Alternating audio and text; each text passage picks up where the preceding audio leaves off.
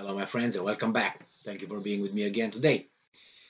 We got some news regarding the grain issue that a lot of people point fingers at one another here, and they're all crying that it's a grain shortage from Ukraine, and the cruel Russian blockade prevents the tons of grain coming from Ukraine out. And the Russians said, you know what?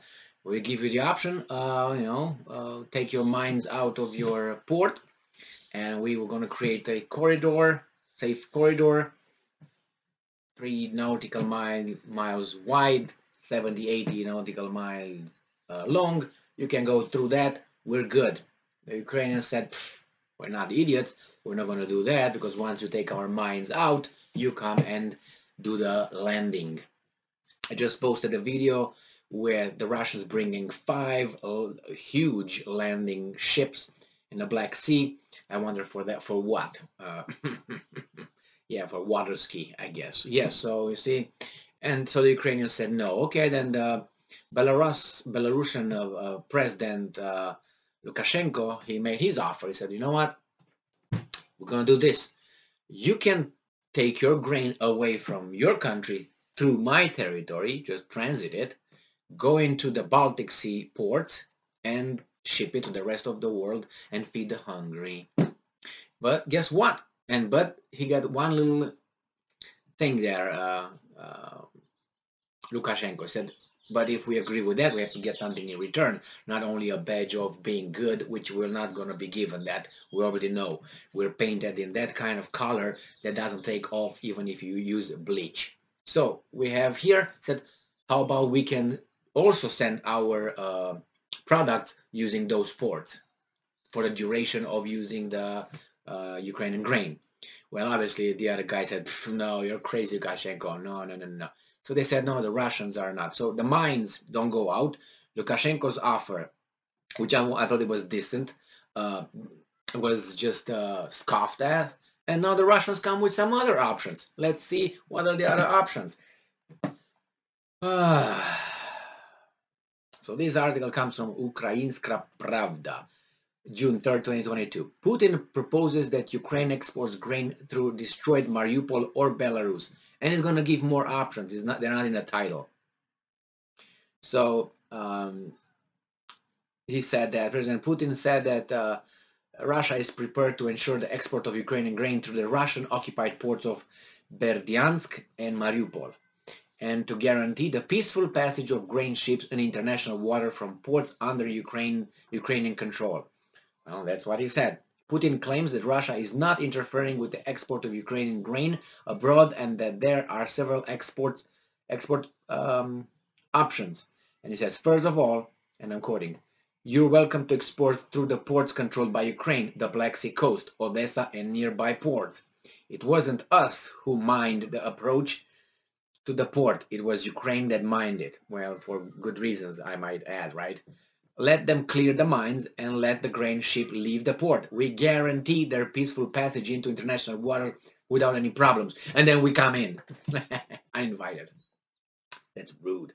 They have to determine and lift the ships that were deliberately sunk in the Black Sea to make it difficult to enter these ports. So they the Ukrainians deliberately sunk ships in the Black Sea to make it difficult to enter these ports and have a landing in southern Ukraine. We are prepared to do that. We will make use of our demining situation to carry out any attacks from the sea.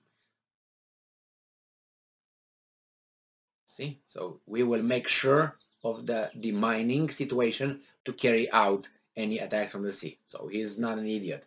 Secondly, there is another possibility.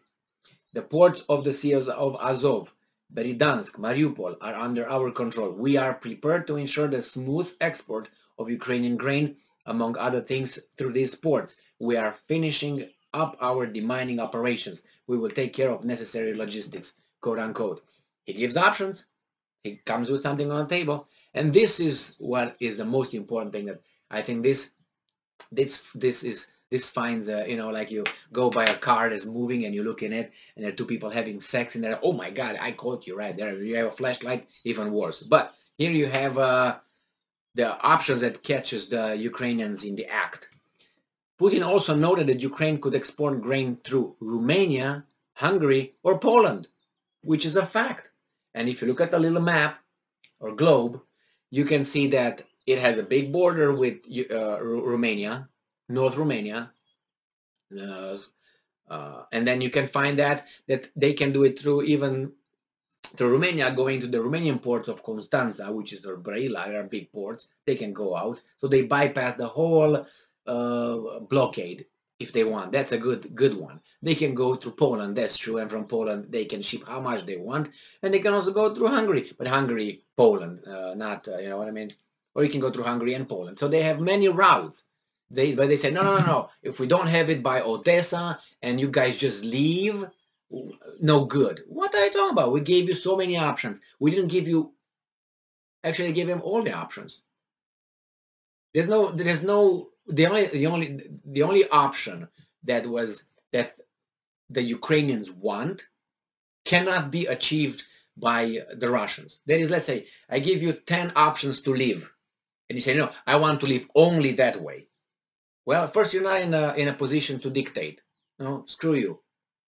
I gave you 10 options. You take any of those, but for that option that you really want, you have to make some concessions. And say, no, you gotta go.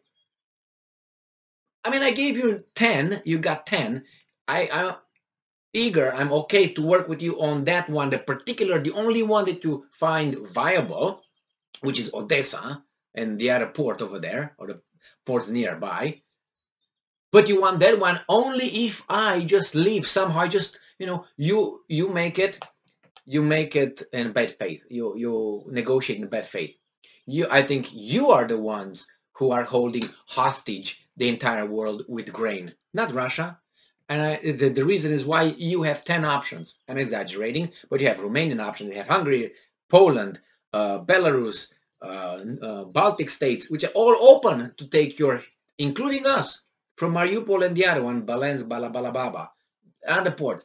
Even we let you with the Odessa, but you have to demine it. The only thing that you want is one thing, and if that's not accomplished, we do not do any of those options.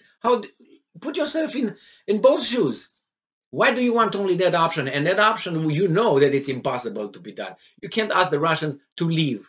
You can't. They attacked you. They want to destroy that and this and this. That's a war. That's the only option that they do not agree to leave. They agree to come out and have that corridor, but you don't believe us, the Russians, they tell you we're going to come over. And they said we're not going to. Nevertheless, you don't believe it. So I think this is negotiation in bad faith. That's what it is. And this is the same thing, always reminds me of Poland, Germany, and the Danzig corridor and all that. It was in bad faith. The same thing happened over there as possibly here. You can find a lot of similarities between that. The Poles did not want to discuss. Well, they discussed with the Germans, but in bad faith. Why? Because they had promises from Great Britain and France that if Germany attacks you, we're gonna intervene. So you're insured, boy. You can smack the Germans how much you want and have fun doing it. That's what it did. And the Germans said, okay, ultimatum, you don't want to do it, we're gonna do this. Don't do it. And then there you have it. Got invaded. Could have been something solved. Could have been the same here. You don't want the options. You don't want actually to have it solved. You want just to have it solved in one particular way, and that's impossible. First, you're not in a position. This is another thing. You are with the Russian boot over your neck right now, and you are the one who demands and makes offers. You have no offers. And by the way, the Russians are okay with that. And how is the West going to look at this and say the Russians are still the bad dudes here? Yeah, okay, you can say they're bad dudes because their armies are in Ukraine. Okay, but let's make it to this point. Let's bring it to this point. How are these guys bad now? Because they do not agree to one thing, only one thing, to leave. Everything else that's offered, everything else can be worked out. So I don't want to hear. I'm going to throw up every time I see the Russia keeps hostage and uses as a blackmail the Ukrainian grain. Boom, boom, and right in my ass. That's where that information comes from now. Comes and goes from now on for me. Because I was always like, oh, okay, maybe, they have a point. Yeah, that's true. Blah, blah, blah, blah, blah. But now when I see so many options, that viable options, viable. I'm pretty sure that even the Americans are going to send some trucks from wherever they make them now in Mexico, send them to Ukraine, pick up the grain and transport it to wherever, to Barcelona, not Barcelona, to how do you call it, and to Germany or wherever they want to go, across the continent if you want. To Portugal. They can transfer to Portugal, load it in their ships, and deliver it. They would be eager to do that. They will do that for a profit. So don't tell me you can't work anything out. It's just bad faith negotiation. So who's holding, the grains? Who's the one who blackmails the world here? It's not the Russians, in my assessment. Thank you very much for being with me again today. Stay strong, stay smart, look for the truth, and be just.